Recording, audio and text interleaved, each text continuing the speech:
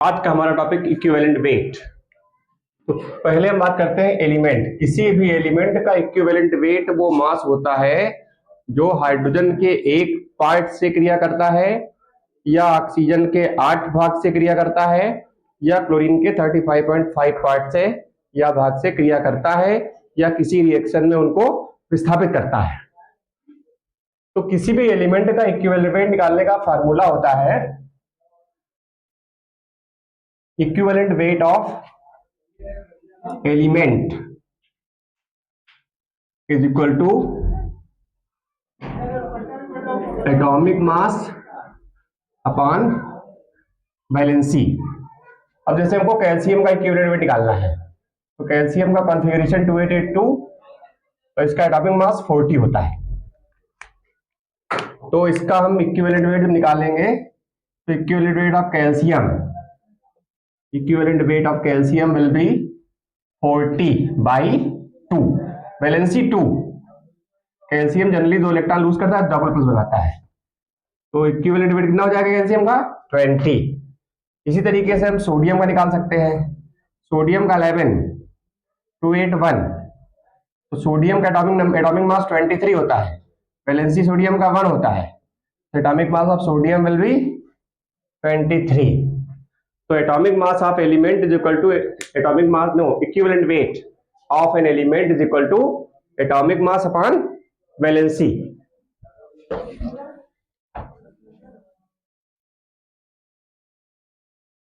इसी तरीके से हम किसी एसिड का इक्विवेलेंट वेट निकालेंगे। एसिड जैसे H2SO4, 2H plus SO4 double minus.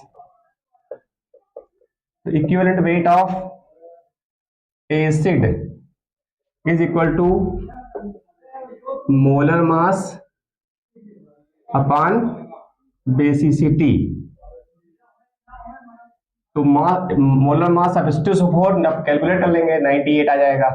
1H का 1, 2H का 2, सल्फर का 32, 16 चक्कू 64, 98। 98/2, 2 basicity is 2। What is basicity? तो number of protons given by an acid is called basicity. तो basicity of H2SO4 is 2, so equivalent weight of H2SO4 will be 49। इसी तरीके से आप HCl का निकालिए। तो equivalent weight of HCl is equal to molar mass. HCl का molar mass कितना 36.5। और ये किस तरीके से आयनाइज होगा H प्लस Cl माइनस। इसका मोलर मास 36.5 और ये number of protons given bye acid is 1, so basicity of HCl will be 1। Equivalent weight of HCl will be 36.5। Equivalent weight of base is equal to molar mass upon acidity। And what is acidity? तो acidity is number of hydroxide है, CaOH का whole twice, Ca double plus 2OH minus. तो basicity of calcium hydroxide is 2, number of hydroxide and given by base is called acidity। तो molar mass निकाल लीजिए, 16 32 और 34 40 74। इसका molar mass कितना होता है 74। Equivalent weight of calcium hydroxide will be 74/2। Acidity is 2। And what is acidity? तो acidity is number of hydroxide and given by base. तो equivalent weight of calcium hydroxide will be 37। इसी तरीके से मान लीजिए आपको इक्विवेलेंट वेट NaOH का निकालना हो, तो Na plus upon OH plus OH minus. तो NaOH का इक्विवेलेंट वेट, NaOH का molar mass 40 upon 1OH minus given, acidity is 1, तो molar equivalent weight will be 40। 3OH होगा, डिवाइडेड बाय 3 हो जाएगा।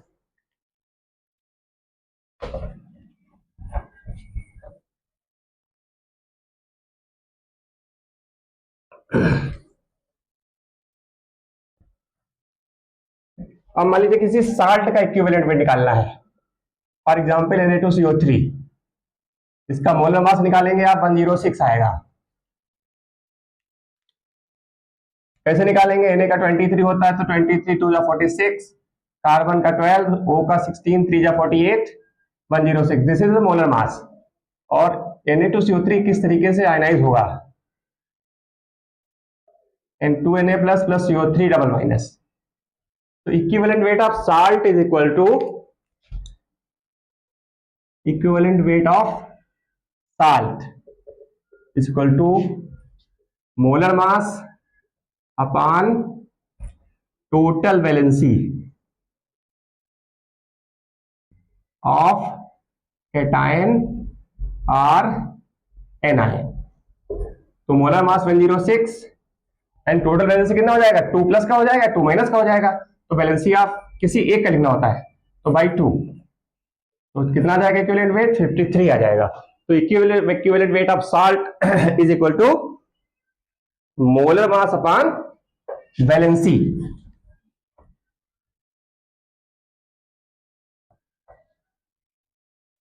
इसी तरीके से कभी कभी रेडिकल का निकालना पड़ सकता है, जैसे मान लीजिए निकालना आपको सल्फेट का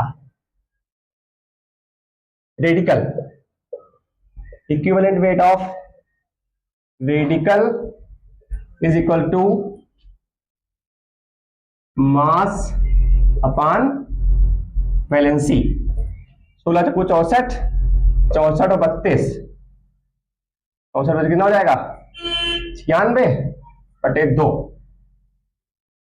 16 चक्कू 64 और 64 में 32 ऐड करिए तो 96 हो जाएगा बाई 2। तो कितना हो जाएगा, 2 4 जा 48।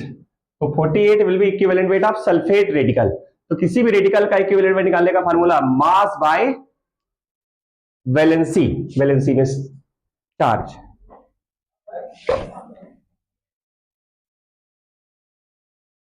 अब बात करते हैं आपके ऑक्सीडाइजिंग एजेंट की। जैसे मान लीजिए KMnO4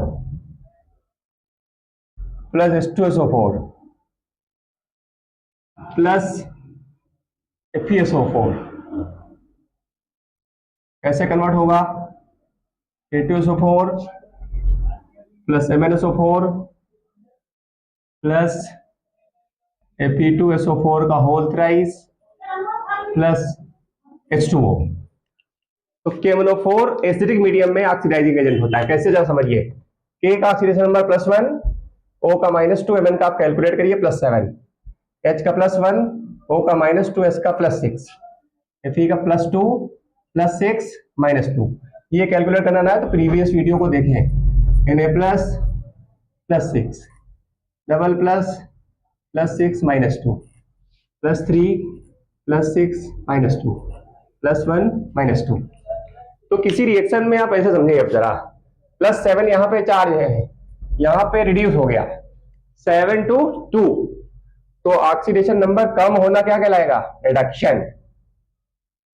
और ऑक्सीडेशन नंबर बढ़ जाना +2 to 3 ऑक्सीडेशन।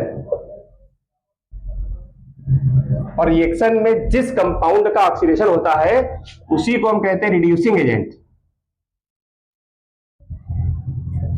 और जिस कंपाउंड का रिडक्शन होता है उसको कहते हैं ऑक्सीडाइजिंग एजेंट। तो पहले तो हम ऐसे पता कर लेंगे कि किसी रिएक्शन में जिस कंपाउंड का रिडक्शन होगा उसको कहते हैं ऑक्सीडाइजिंग एजेंट, और जिसका रिडक्शन होता है उसको कहते हैं ऑक्सीडाइजिंग एजेंट, और जिसका ऑक्सीडेशन उसको reducing agent.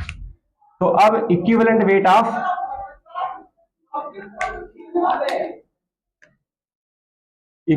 Wait of oxidising agent is equal to molar mass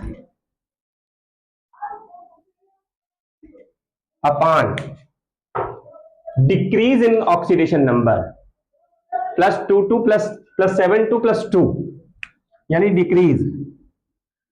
decrease in oxidation number.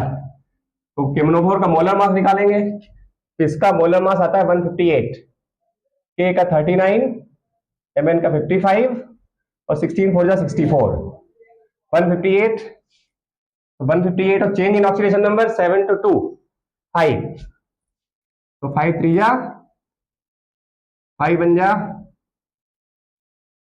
5 6 जा 31.6। तो 31.6 will be equivalent weight of KMnO4। तो किसी भी ऑक्सीडाइजिंग एजेंट का इक्विवेलेंट वेट निकालने का formula molar mass upon decrease in oxidation number. और इसी तरीके से जब आपको रिड्यूसिंग एजेंट का निकालना होगा, equivalent weight of reducing agent is equal to molar mass upon increase in oxidation number +2 to +3, increase in oxidation number. तो एफ इसका मोलर मास निकाल लेंगे। अब इंक्रीज कितना हुआ 2 to 3 1 का, तो इसका मोलर मास निकाल लीजिए। एफ का कितना होता है 56, सल्फर 32 और 16 को 64, और इंक्रीज कितना हुआ 2 से 3 यानी 1 का। इसको सॉल्व कर लेंगे, equivalent weight of reducing agent यानी फेरस सल्फेट का आ जाएगा। Okay, thank you.